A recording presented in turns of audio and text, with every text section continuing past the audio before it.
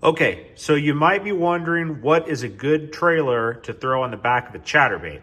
I fish a ton of chatterbaits. If you guys ever watch my channel, you probably know that. You're probably sick of hearing me talk about them, but I do love them. And I wanted to share with you some of my favorite trailers, so stick around. Okay, first one on the table, I've got the 3 1/4 inch Strike King Rage Swimmer. This is what started me out. I love them. I've caught so many fish on them. I have a little dust in there. That's some fish attractant powder, that Wakasagi powder stuff. Pretty good stuff, by the way. But so if you see that, that's just some powder. They don't look like that normally. But these 3 1/4 inch Rage Swimmers, they're definitely on the smaller side of things for what you might use on a trailer, but they work great. Some of the times, I mean, you can use them throughout the year, but to be honest, the times I would highly recommend using this Rage Swimmer, especially this smaller one, that's going to be if you're headed into winter, things are starting to get cold in the water, or if you're just coming out of winter, like before spring. When that water's cold, you can slow roll a chatterbait with one of these small swim tails on it. It's an absolutely deadly combo for catching them. So give those a try. 3 1/4 inch Rage Swimmer, that's one of my all-time favorite trailers for chatterbaits. Next up, let's see what we have. Okay, this is a good one. So this is a very popular chatterbait trailer. This is a Hog Farmer Spunk Shad. I've got this in the 3 1/2 inch model. Now they make various different sizes, a couple different sizes on this, lots of great colors on it. I've had a tremendous amount of success using this 3.5 inch one. It's worked really well for me. You can see on them, they have a little pintail on the back. They do make a non-pintail version as well. But Spunk Shad is definitely one of the most popular chatterbait trailers you're going to hear about if you do any type of searching at all on this on the web. So when you're retrieving this, that little pintail has a very rapid action. It's a very tight action. So it doesn't impede the movement of the chatterbait much at all. Whereas these paddle tails, they do give you a slight different retrieve, a little bit more lift, just because of that paddle tail in the back. So Hog Farmer Spunk Shad, super good chatterbait trailer. I love them. Okay, next up is the Missile Baits Spunk Shad. Now, these guys, they share the same mold as the Hog Farmer, so they're basically the same thing. They make a few different colors. They have a little bit of a different scent to them, in my opinion. But if you see these, like they sell them at Academy Sports. You can find them at some different places.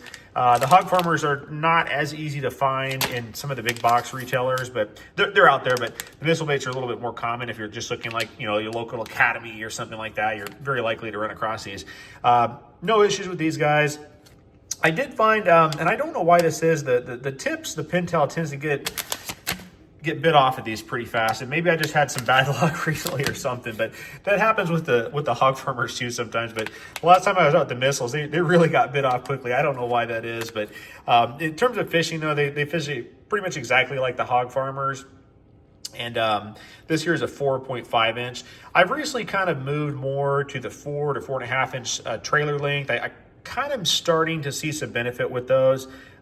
So can't go wrong with the Missile Baits. Like I said, it's basically the exact same thing as what you're going to find in the Hog Farmer Spunk Shad. So no problems with that. Okay, so next up, we've got the Rapala Crush City Freeloader.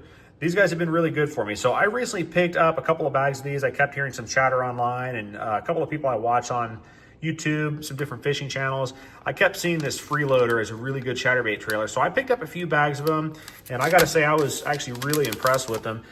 They do have a little bit of a scent. It's maybe kind of like a black licorice type odor, something like that, which I think some scents definitely can help you get bites versus no scent at all. But yeah, these perform very well. Being the type of like spike type trailer that these are, they don't really impede the action of the chatterbait much. You're going to get a pretty true retrieve on these. Durability seems pretty good on them. The tips get bit off a little bit, much like what you'll encounter on the Missile Baits or the Spunk Shads, but with those tiny little tips like that, that's just going to happen on these guys. But overall, you can definitely catch, multiple fish per trailer in most cases. No issues with durability or anything. So really good bait. I'd highly recommend trying out these freeloaders.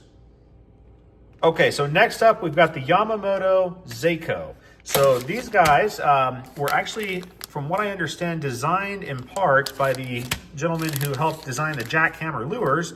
So they kind of designed these specifically for chatterbait trailers. You could use them for a multitude of things, but they work really good for that. That's why you can't see them good in this bag. So I've had the Zakos. I've tried them before. I tried them a bit last year. Didn't really catch a whole lot of fish on them. Maybe it was a color. I don't know what it was. Maybe it's just a confidence thing. I'm not really sure. But recently I've been going through, and I don't have the color, unfortunately, right here. I had a chartreuse and blue color I've been using the last maybe week or so. And I got to say, I am really starting to like the Zako. They've actually held up really, really well. I had a big 5-pounder today crush me on one and finally tear one up. But before that 5-pounder hit it, I think I caught probably 15 fish on a single trailer. So these guys are really, really nice. They have a little small like paddle tail on the back. I'm sorry, it's not a paddle tail. It's like a split tail. You can kind of see it there.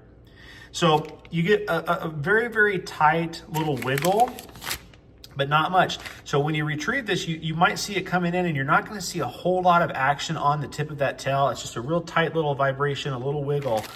But man, they work great. So give these dudes a shot. Now I will say, you might see Yamamoto and you might think, oh man, it's gonna be like a Senko worm and fall apart after 2 bites. I don't mean to knock Senkos.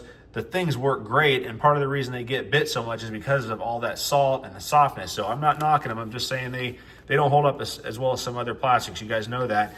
But the Zako is not like that at all. Like I said, I caught probably 15 fish on one of these things, and before a 5-pounder demolished it. So awesome, awesome chatterbait trailer.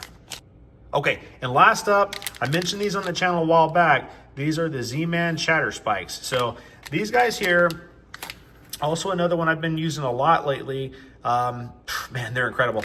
So it's another spike type. So you get a comparable action of what you're gonna get on those spunk shads and the, anything like that, Rapala Freeloader type tip. They don't move around a whole lot, but they give you a good little wiggle on the end.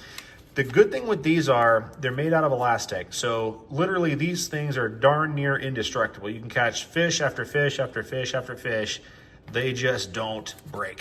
I'm telling you, they just don't break. Now, the downside, I would say, if you've dealt with any of this elastic stuff, it's kind of annoying to try to put it on a hook, to be honest. You have to kind of, I don't know, it's just a different action to try to get them on. You kind of have to, wiggle it on and get it right and push on it. And it's just weird. But once they're on, they're on. They don't come off too easily. And like I said, the things hold up like crazy. You'd probably catch enough bass on this thing that the chatterbait would probably break before one of these things would break. Yeah, it's crazy. So, but anyways, I just wanted to share with you guys some of my favorites. I throw these chatterbaits probably like 95% of the time. My all-time, I'd have to say, is the Rage Swimmer. But anymore, I'm gonna have to say my go-to over the past year has been these Hog Farmer Spunk Shad. So they're incredible. But the more I've been fishing lately, I'm kind of leaning towards the old Zakos, guys. Zako and the Chatterspike. Those have been the ones lately, kind of with that freeloader mixed in. So anyways, I hope that helps some of you guys, but any of those are a very safe bet. Again, swim tail, guys, if the bass are being finicky, if the water is cold, if you're coming out of winter, try those out. If they're biting, chasing like crazy, go to more of a spike style, because that's kind of what you want. You want maximum action. You want that chatterbait to be able to hunt. So just keep that in mind. Cold water, slow bite, slow rolling, try those. You want to go a little quicker, get something like that. You can also slow roll the Zakos. Those are great to slow roll because you get that little wiggle of the tail. It works wonderful. So guys, God bless you.